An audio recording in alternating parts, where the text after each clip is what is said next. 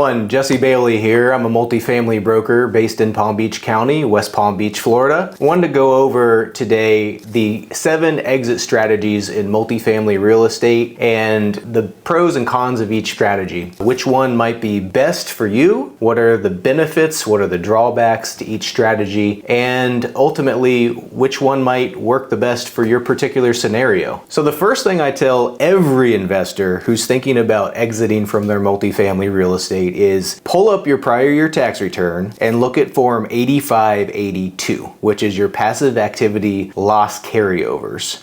So all that means is anything that is accumulated losses from prior tax years that you could not take to offset income, you could potentially use that to offset the capital gain on the sale of your real estate this year. So that is the very first place I tell every investor to start with, because it's the easiest thing possible, right? You sell a property and you wipe out the gain potentially with these passive activity loss carryovers. So start there, number one. So let me get into the, big kahuna here, if you will, of the deferral strategies, which is the 1031 exchange, which everybody has heard about. Even your grandpa Joe has heard about a 1031 exchange, right? So 1031 exchange comes from a section of the tax code, section 1031. It allows an investor to exchange a piece of real estate that is held for investment use for another piece of real estate that's held for investment uses. And I'll get into, in the subsequent clips here, I'll get into some of the other strategies you can use where you don't have to directly buy the real estate yourself. But for this first clip, I'm talking about you going out and buying a piece of property yourself that you own and control. It's a great strategy if you want to remain in the game and roll over into, say, another apartment building, right? There's limitations, though, that come with this. Any 1031 exchange that you do, you're going to be limited to a 45-day identification window from the closing of your relinquished property to identify your replacement property. So relinquished property closes, then you have 45 days, during which time you can identify up to 3 replacement properties. Most people use the 3 property identification rule. So you identify, then you have another, it's 180 days from the closing of the relinquished property in which to close. So it's a great strategy to defer taxes, but you are limited in the fact that you're a bit under the gun and under some pressure, right? So I tell everybody,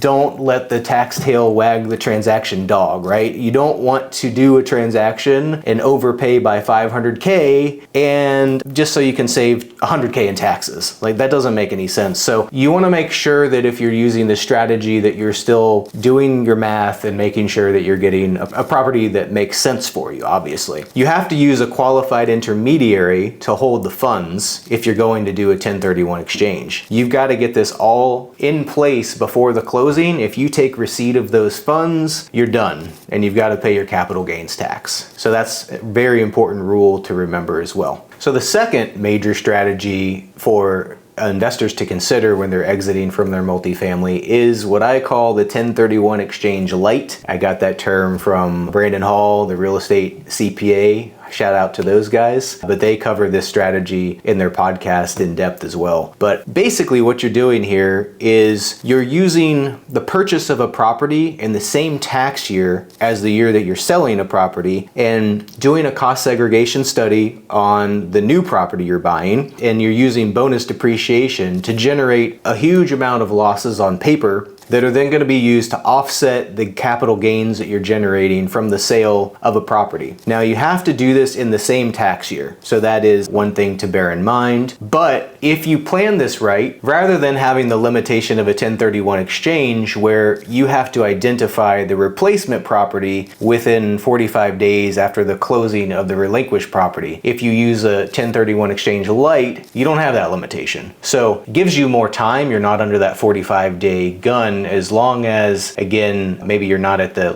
very end of the tax year, because then you will be put under some pressure. But it's really good, the earlier in the tax year, the better on this strategy, because you'll have the whole tax year. So the third strategy I want to go over is doing a 1031 exchange into a DST, or Delaware Statutory Trust, not to be confused with the Deferred Sales Trust, which I'll touch on briefly at the end of this video. So a Delaware Statutory Trust is a way for an investor to to buy an interest in a larger piece of property that's going to be by a pool of investors. So it's kind of like a syndication in that way, but it's done in such a way that it complies with IRS tax guidelines, and these are fully blessed and vetted by the IRS if done right. Normally, you cannot do a 1031 exchange into a partnership interest. You have to exchange real estate for real estate. You can't exchange real estate for a partnership interest. But the DST, the Delaware Statutory Trust, is a way around that. And so this is a great strategy for a lot of investors. I'd say some of the top benefits of this include it's fully passive. I mean, mailbox money. Like, you don't have to lift a finger. You have a person managing it for you. So for many investors, with DSTs, what they love about them is the fact that they're totally passive. You don't have to actively manage these. They're stable. They're in blue chip type of real estate. They're low leverage. But on the other hand, it's risk reward. You're going to get lower return for the lower risk involved, but you're also getting, notably, the tax deferral benefit, which is huge for an investor. So again, a DST can be a fantastic strategy if it's a good fit for you. Just be aware of some of the downsides. They're high fees. You don't get the control. You hand over control completely to an outside manager. The fourth strategy I want to talk about is qualified opportunity zone fund investing. And this was made possible by the Tax Cuts and Jobs Act of 2017. So QOZ fund is set up, and essentially the purpose was to invest into more distressed neighborhoods and areas throughout the United States. So these areas were identified and then made available for investment. And the idea was you could invest capital gains into these areas and receive quite a few tax benefits. So the main benefit of a qualified opportunity zone investment is that, first of all, you defer the capital gain that you put into the fund until 2026. Furthermore, that capital gain that you put into it, say you put $250,000 of capital gain into a QOZ fund, if the fund holds that investment for 10 years or more, that actually eliminates completely the capital gain on the $250K capital gain you put into the fund, right? So QOZ fund can be another really powerful strategy if you're willing to invest in this type of property and take on somewhat riskier investments. So the fifth strategy to consider is seller financing. And seller financing has been around for a very long time. And it's simply you as the seller acting as the bank. And you write a note with the buyer, and the buyer pays you back over time in installments. So the way that seller financing works for tax purposes is there's a section of the code governing installment sales. So you're going to pay back your capital gains over time as the note is paid down. So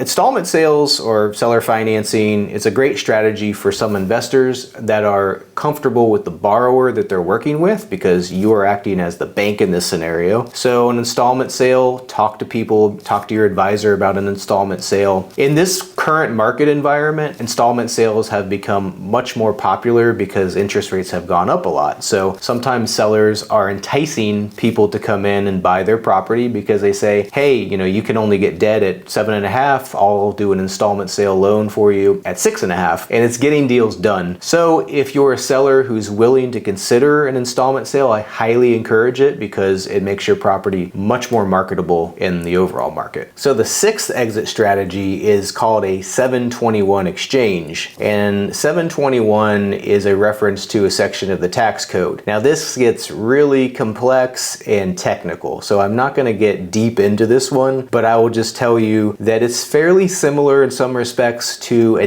DST, a Delaware Statutory Trust, in that you're able to get completely passive investment into real estate and tax deferral benefits. So if you are thinking about a DST, then talk to your advisor about the 721 UPREIT also and see what the pros and cons are. Maybe this is a better fit for your situation, maybe it's not. So the seventh strategy actually includes two different exit strategies. One is the Deferred Sales Trust, not to be confused with the other DST, Delaware Statutory Trust, and also the monetized installment sale. And I saved these for the last because they're a bit controversial, I'll say. And talking to some different CPAs and advisors, you might get different opinions on these, but what I've heard is that the monetized installment sale in particular particular has been targeted by the IRS, and they will actively audit this, and they actually require you to report that you're doing this on your tax return. So the deferred sales trust, not as risky or controversial as the monetized installment sale, but at the same time, some of the tax advisors I've talked to said this one is also a bit iffy. Both of these strategies are basically predicated on the idea that you're not going to actually receive the money, you're not going to receive the proceeds of the sale. Again, talk to your tax advisor, either a CPA or a tax attorney about these if you have any questions, and someone who understands real estate and real estate taxation. So today we've gone over 7 different multifamily exit strategies, which includes the 1031 exchange, the 1031 exchange light, the DST, Delaware Statutory Trust, qualified opportunity zone funds, seller financing, and the 721 exchange into an UPREIT. And last but not least, we also covered the deferred sale trust and monetized installment sale in brief. So if you're interested in these, please give me a shout. You can call me anytime. I'd be happy to talk to you and go through these. I'm Jesse Bailey, and if you found this video helpful, give me a call. I'm at 561-318-3337. Look forward to hearing from you.